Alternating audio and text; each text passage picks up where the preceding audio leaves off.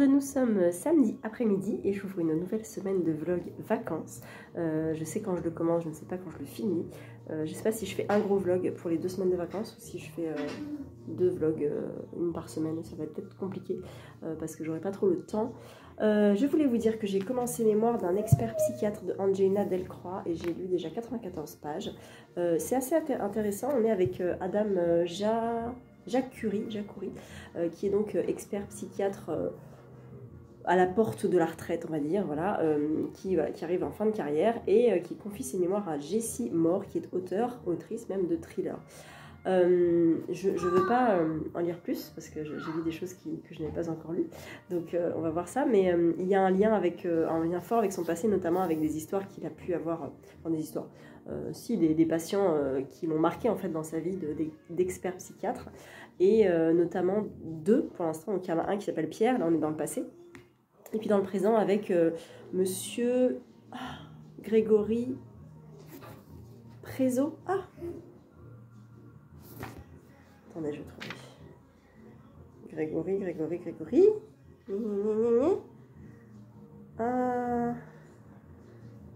Prézo, c'est ça. P-R-E-Z-E-A-U. Qui est dans le présent, en fait, dans le présent de cet expert psychiatre. Et on va comprendre un petit peu pourquoi il a été peut-être affecté par ces histoires-là. Et en parallèle de ça, sa famille, Lucille, sa femme, et Lou, sa fille, vivent donc avec lui, et puis sont aussi concernés par ces histoires, vont se remémorer certaines petites choses, et puis il lui arrive un événement pas cool qu'il va découvrir à propos de sa femme. Et voilà, donc il y a une espèce d'histoire de, pas thriller, mais si thriller, parce que on suit quand même la tête de cet expert psychiatre qui confie ses mémoires à cette jeune femme. En même temps, cette jeune femme a l'air aussi d'avoir un passé un peu pas cool du tout. Et en parallèle de ça, au niveau du présent de Adam, je l'appelais Adam, on sent une certaine empathie et une certaine bienveillance qu'on aurait envie d'avoir avec lui, vis-à-vis de lui, je veux dire. Et donc, on n'est pas complètement dans un personnage antipathique qu'on déteste, qui est très presque cliché en fait. Il a de l'humanité. Et en même temps, il y a un truc qui fait que j'arrive pas à m'immerger totalement dans le récit. C'est bien fait, c'est bien fait, ça se lit bien, mais il manque un truc pour l'instant. J'ai lu que 80 pages sur 600. J'ai encore le temps de voir revenir, et il a des très très bons retours partout. Je l'ai montré en story, tout le monde m'a dit oh, je l'ai adoré. Voilà, je l'ai dans ma palle, il me le faut absolument. Voilà. Donc je pense que c'est quand même une bonne lecture, et puis la couverture est juste parfaite. Donc voilà, ça va me faire quelques jours. Et sinon, j'ai lu ce matin les tomes 13 et 14 des Liens du sang. Oh my god. Alors, là où j'en suis, je peux bien sûr rien vous dire, mais l'histoire prend une autre tournure. Seiichi n'est plus un petit garçon. C'est devenu un adulte. Voilà, je ne vous dis pas ce qu'il est devenu, mais c'est devenu un adulte. Et donc, on a un espèce de bond dans le temps comme ça, après toute l'histoire qu'il a vécue, et qui de toute façon le suit, hein, de toute manière. Et c'est toujours très très torturé, c'est toujours hyper psychologiquement complètement barré, quoi. Donc j'aime beaucoup, donc j'ai lu le 13 et le 14. Et il n'y a pas la suite à ma médiathèque. Je crois qu'il y a peut-être le 15, si allez, il y a peut-être le 15. Mais le reste, là, ça va être chaud. Eh oh, on se calme. Mon fils fait le foot dans la glace en écoutant la musique de Cars. Pour vous donner un peu une idée du degré des vacances. Donc voilà, j'ai très hâte. Et en même temps, voilà, je sais où je suis arrêtée. Oui, je sais. Ouais, je sais. Voilà, très contente d'être à jour dans ce que j'ai emprunté. Et j'ai Arte 16, 17, 18 aussi à lire, que j'ai prolongé jusqu'au 25. Voilà, je pourrais peut-être dépasser un petit peu, je vais voir. Voilà pour ça. Et sinon, j'ai reçu 2 livres, un de chez Pocket qui s'appelle Deux larmes et d'écume de Stéphane Michaka. J'aime beaucoup le titre et la couverture. Il fait partie de la sélection Grand Prix des lecteurs Pocket 2025. Il fait un bon 400 pages, je pense. 390 pages. Je voulais le résumer. Il sort le 20 février. Donc quand vous verrez cette vidéo, ça sera déjà sorti. 1884. Une de ces visions qu'un marin n'oublie jamais. Surgit de la brume une goélette, fantôme, livrée aux éléments, toute voile déchirée, personne à bord. Qu'est-il arrivé à la Marie Céleste? Le mystère a fait parler, un temps sur les docks de Londres, puis s'est fait oublier. Seul Basil Huntley, enquêteur pour les assurances, s'y intéresse encore. Et pour cause. Ce naufrage, c'est aussi celui de son enfance, celui d'un amour évanoui. Toute une énigme qu'une bouteille à la mer va bientôt raviver. Voilà, ça a l'air très intéressant. Il est dédicacé. Merci beaucoup pour la dédicace. Merci à l'auteur pour la dédicace. Et on nous dit que Stéphane Chaka est romancier et dramaturge. C'est lui qui a écrit La fille de Carnegie. Il a également écrit pour la littérature jeunesse avec un roman en 2 tomes qui s'appelle Cité 19. Oh, ça me dit quelque chose ça. La mémoire des couleurs aussi pour PKJ. Et son dernier roman... Ah, PKJ. C'est un roman PKJ. Pourquoi il sort pas chez PKJ Poche alors? C'est bizarre. Ça sera un roman jeunesse? Pourtant ça n'a pas trop l'air d'être un roman jeunesse. Hein. Je ne sais pas. Si vous l'avez lu, dites-moi. En tout cas, merci beaucoup Pocket. Et j'ai reçu également une réception d'un partenariat récent de chez Darkside Co-Hachette, parce que c'est Hachette qui m'a envoyé. Ça s'appelle Le continent des oubliés. C'est les cold case des fillettes martyrs de 87. Alors vous savez, j'aime beaucoup les true crime de 10-18, et là on est un petit peu dans le même genre, mais ça a l'air d'être fait en France en fait, malheureusement. On est donc en mai et juin 87. Une série de crimes secoue la région parisienne. Moi j'avais 3 ans, donc j'ai aucun souvenir de ça. 4 fillettes sont assassinées dans un rayon de 50 km avec un mode opératoire similaire. Virginie Delmas, Emma Grid-Harry, Perrine Vigneron, Sabine Dumont. Toutes victimes d'un seul ou plusieurs prédateurs insaisissables. C'est dur parce que c'est des fillettes. Donc, étant maman, ça va peut-être être compliqué à lire. Le meurtre de Daniel Bernard en 89 à Auxerre vient compléter ce sombre tableau. Dans tous ces dossiers, des éléments troublants ont été négligés, des preuves essentielles détruites. Près de 40 ans plus tard, les familles sont toujours dans une attente insupportable de justice. Alors, quand en 2022 est créé à Nanterre un pôle dédié crimes sériels ou non élucidés... Ah bon? Seulement en 2022? Et que ces affaires sont rouvertes, l'espoir renaît. Technique inédite, nouveau scénario, suspect mieux cerné, avec l'ombre de François Vérov, dit le grêlé, planant sur ces affaires. Il y a beaucoup d'informations. Grâce à de nombreux contacts dans le milieu de police-justice et l'analyse des dossiers d'instruction, Thierry Lévesque, c'est l'auteur, hein, Thierry Lévesque, mène à son tour l'enquête. Une plongée au cœur des ténèbres qui explore aussi les dessous complexes de la création du nouveau pôle Cold Case. Un livre essentiel pour comprendre l'impact de ces affaires non résolues et l'importance de ne jamais abandonner la recherche de la vérité. Voilà, ça a l'air assez intéressant. Il est très court, mais les pages sont assez grandes. Oh, c'est écrit gros. Il fait épilogue 188 pages. Il y a une bibliographie de plusieurs... il y a 2 pages de bibliographie. Et alors moi j'aime bien les true crime. Ce que j'aime bien dans le true crime, c'est que ceux de 10-18 sont un peu romancés juste pour nous immerger, mais ne prennent pas parti sur... c'est très factuel en fait, et j'aime bien, parce qu'il n'y a pas d'opinion, et c'est à l'auteur, c'est au lecteur en fait de se faire sa propre opinion. Donc voilà, merci beaucoup. On a plusieurs parties, on a 3 parties de ce que je vois. Voilà, on a 3 parties. Il est sorti, je crois qu'il est sorti. Donc voilà, il est assez grand. J'ai pas de grand format. Non, pas de grand format. Donc, ouais. Un manga. C'est un peu plus grand, ça dépend des grands formats. Voilà, donc je ne sais pas quand je le lirai, j'ai prévenu la maison d'édition, je n'aurai peut-être pas le temps de le lire ni en février, ni en mars, peut-être en avril, peut-être en mai sinon, mais toujours curieuse des true crimes, donc très intéressée par celui-là. Merci beaucoup Darkside. Voilà, c'est tout ce que j'avais à vous dire, je vous retrouve un petit peu plus tard dans ce vlog pour vous parler de mes prochaines lectures. Nous sommes mardi 18 février, je viens vous parler un petit peu de mes lectures en cours et lecture finie, donc on va commencer par celle-ci. Je suis un peu déçue par ce livre, j'en attendais beaucoup, il est assez gros, il fait 600 pages, et puis surtout la couverture était magnifique, le résumé me faisait très envie. Je vous le mets là si vous voulez vous faire un avis. En fait, l'histoire de base des mémoires d'un expert psychiatre, donc c'est les mémoires de Adam Jacoury. Les mémoires vont être réécrites par une jeune femme qui s'appelle Jessie Moore,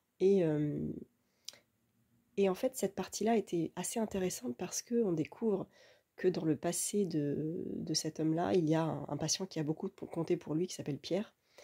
Et ce patient-là, dans le présent, eh bien, Adam apprend qu'il est libéré. Donc il y a cette pression-là, parce qu'il se dit, bon, bah, c'est quand même un patient, c'était quand même un peu un psychopathe.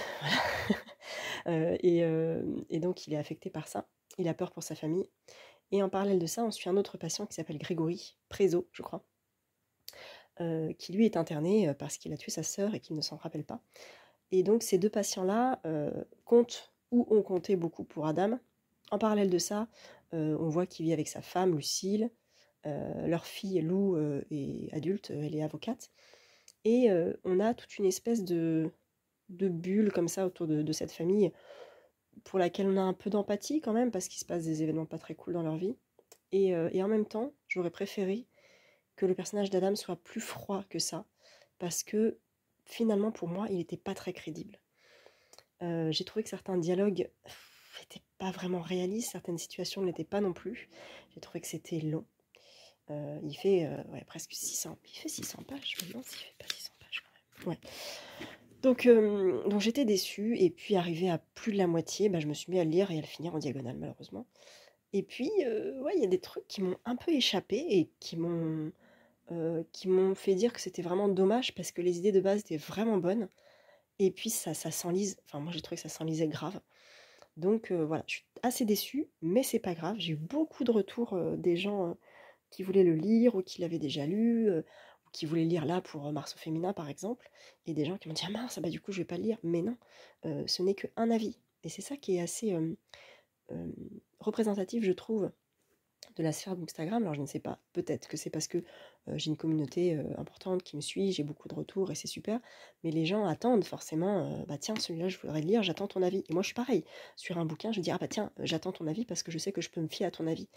Et en même temps, c'est un avis, donc c'est pas représentatif du tout de ce qu'on peut penser de ce bouquin-là. Il y a des très très bons retours sur ce bouquin. Jeannot, ce livre, l'a adoré. Donc moi, j'avais suivi son avis en me disant ça doit être génial. Je trouve pas que ça soit un page turner. Alors peut-être un petit peu au début. Après, vraiment, c'est long, quoi. Donc je suis déçue, voilà. Mais c'est pas grave. Je pense que ça reste un bon bouquin qui doit être lu, qui va être aimé, c'est sûr. Mais moi, je suis complètement passée à côté. Et c'est pas très grave. Voilà pour celui-là. J'ai donc commencé Le Paris des Merveilles ce matin. Et je suis déjà à la page 87. Et c'est trop bien. Et c'est trop bien. Je retrouve l'univers de Pierre Pével que j'avais adoré. Et là, je pense que c'est Méliane, la reine des fées, avec son chat ailé. Et là, on retrouve donc Azincourt, le chat que j'adore ce chat, qui apprend, qui trouve ses connaissances en se couchant sur des livres. Et il les lit comme ça, en se couchant dessus. Ce serait tellement bien comme super pouvoir.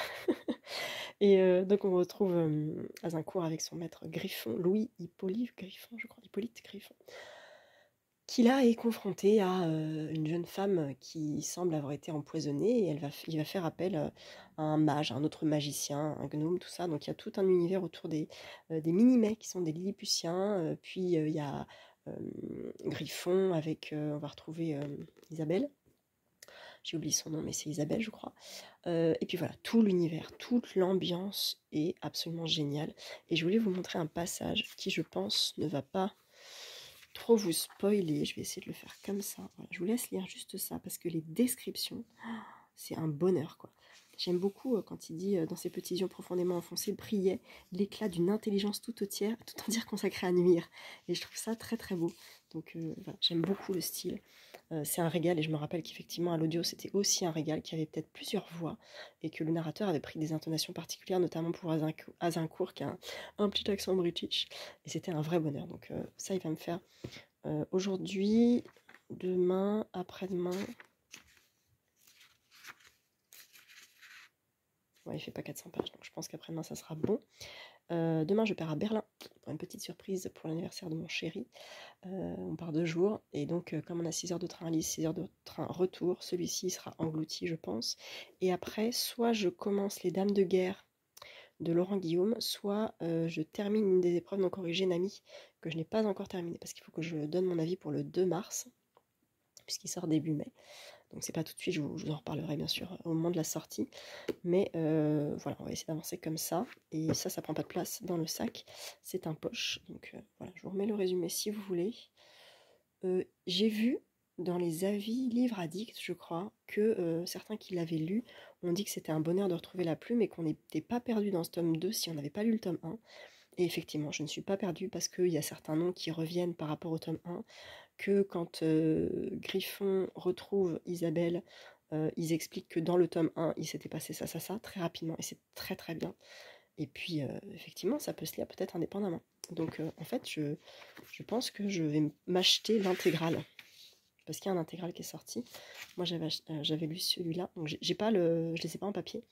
Celui-là, je l'ai emprunté. Et le 3, Le Royaume Immobile, qui est paru en mai 2024 dans cette belle édition Brajlon, qui est un peu brillante. Donc, j'aime bien. Donc, mais je pense que je m'achèterai l'intégrale pour l'avoir, en fait, pour regrouper les 3 tomes. Et il en a écrit d'autres aussi, bien d'autres. Bien d'autres. Et je crois que... c'est lesquels qui me tentaient? Peut-être Le Haut Royaume. Je ne sais pas si vous en avez lu. Ou Les Larmes du Cardinal. Je ne sais pas, voilà. Je connais rien d'autre, en fait, de lui. Donc, n'hésitez pas à me dire si vous en avez lu d'autres de lui. Mais en tout cas, vraiment, sa plume, c'est un régal, un vrai bonheur. Voilà, je vous reprends un peu plus tard.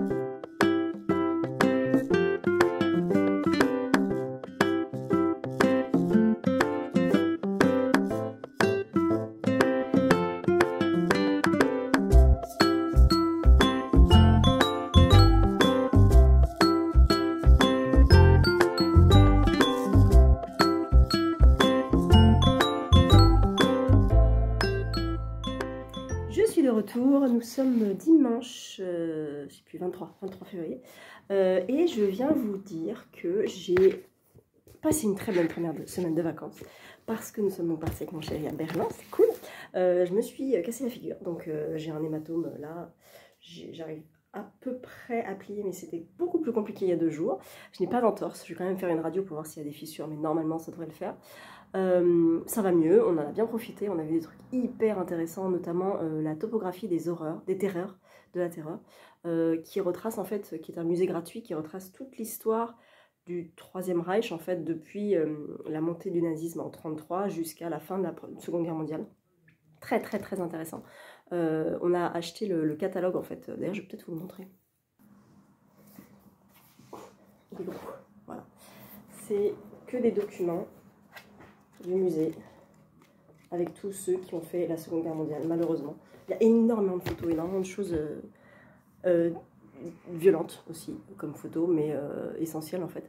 Et on a fait aussi le bunker Berlin Story, qui est un bunker qui est resté d'origine, qui date de la Seconde Guerre mondiale, il me semble, et dans lequel ils ont fait un musée pour retracer toute l'histoire d'Adolf Hitler, depuis sa naissance jusqu'à son suicide. Et ils ont recréé en fait la dernière pièce dans le bunker où il s'est suicidé avec sa femme.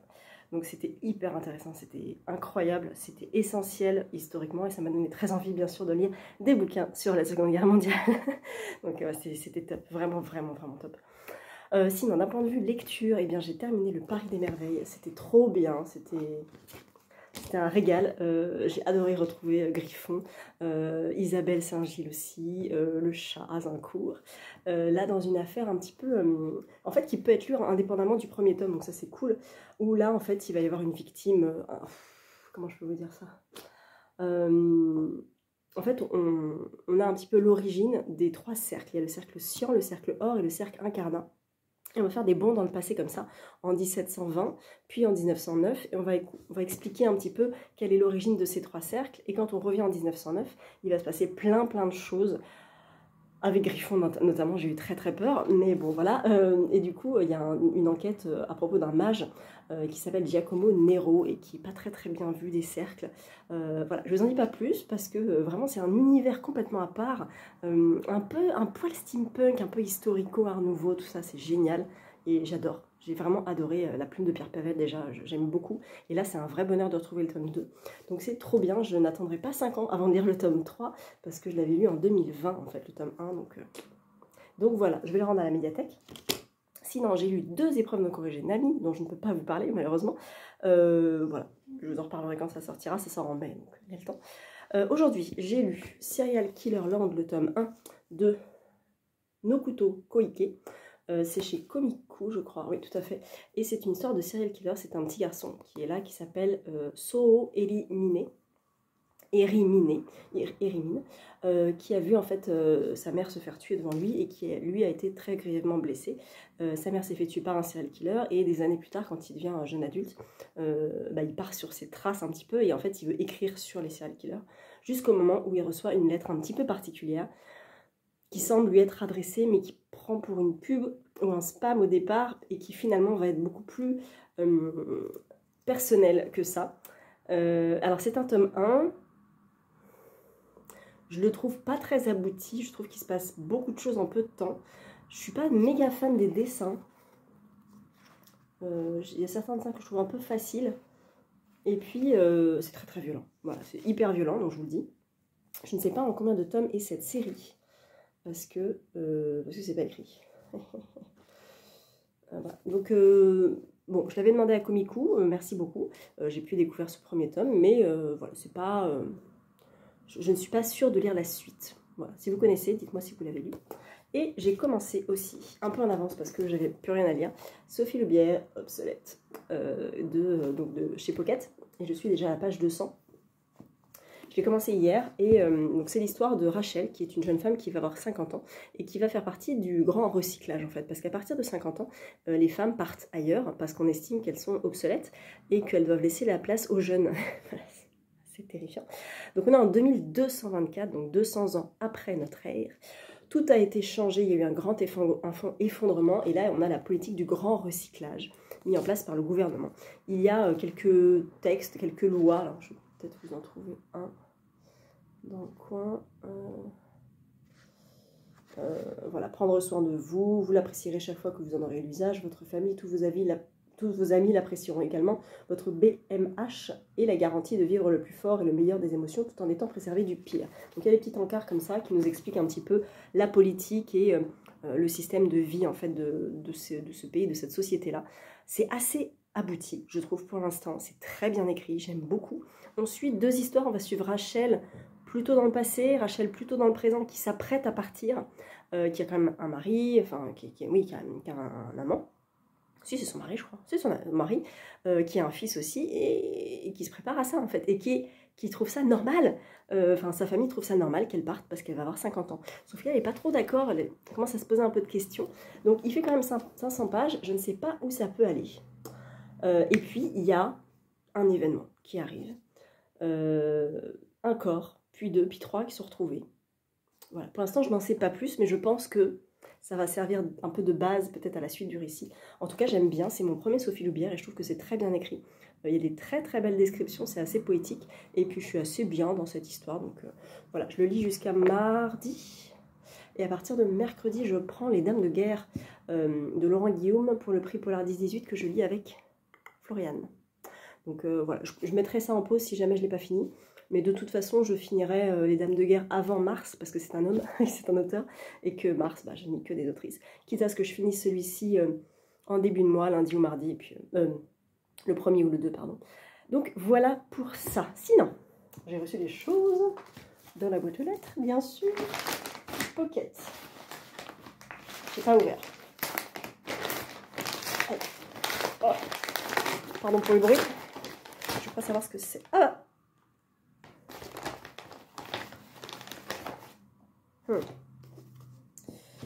Oui. Alors, donc voilà.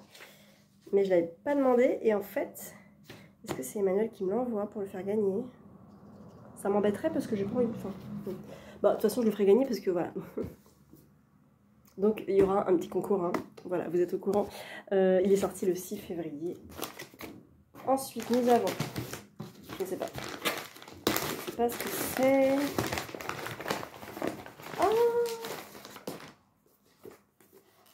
La bibliothèque des auteurs disparus de Ika Harada.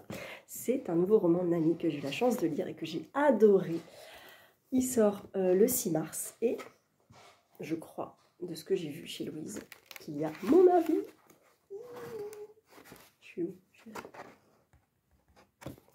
Je dis que ce livre est un petit bonheur pour les amoureux des livres et de la littérature japonaise. Il est trop bien ce bouquin. Je vous lis le résumé. Bienvenue à la bibliothèque de nuit. Derrière les portes automatiques d'un bâtiment grisâtre de la banlieue de Tokyo se cache un étrange établissement qui rassemble les bibliothèques personnelles d'auteurs décédés. Des ouvrages uniques et précieux, soigneusement classés et référencés, que tout le monde peut consulter à condition de respecter des horaires inhabituels, car cette bibliothèque n'ouvre que la nuit. J'ai pas envie de vous en dire plus, parce que c'est trop bien. J'ai vraiment beaucoup aimé. C'est une autrice best-seller au Japon. Elle a déjà écrit La bibliothèque des... ah non, pardon. C'est une lectrice compulsive. Elle connaît une fructueuse carrière de scénariste avant de réaliser que le roman est la forme artistique qui lui convient le mieux et de se consacrer à la littérature. Ce roman est déjà en cours de traduction dans 7 langues. Il n'est pas très gros, il fait même pas 300 pages et c'est un bonheur pour les amoureux des livres. On apprend beaucoup de choses sur certains auteurs japonais notamment et on suit donc Otoha Higuchi qui va en fait... travailler en fait dans cette bibliothèque et qui va nous présenter un petit peu toute la bibliothèque. On va rentrer dans cet univers-là, elle va découvrir les employés, tout ça, et nous aussi. Et c'est génial, j'ai adoré, c'est trop bien. C'était trop bien. Donc voilà, il sort le 6 mars. Si vous aimez les livres, je pense qu'il peut vous plaire.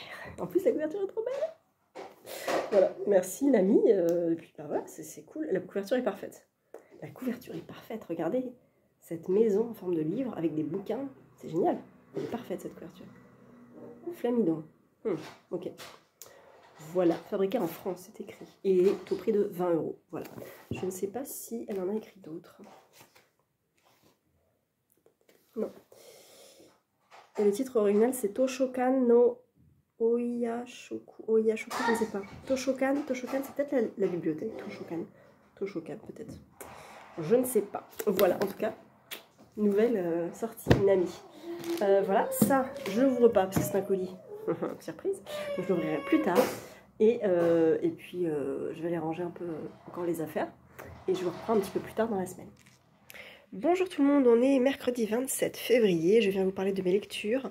J'en ai 2 en cours, j'ai Obsolète de Sophie Loubière et Les Dames de guerre de Laurent Guillaume.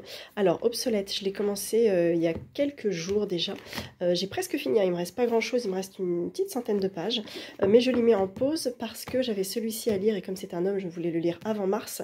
Je le lis avec Floriane, on l'alterne papier et audio parce qu'elle a aussi un audio comme moi, je l'ai passé en audio parce que c'est dans le cadre du prix 10-18 et j'avais quelques a priori sur celui-ci et voyant qu'il était en audio, je me suis dit comme j'ai de la voiture aujourd'hui, j'avais 3 heures de voiture aujourd'hui, et bien je l'ai bien avancé, je l'ai commencé hier et je suis déjà à la page 361.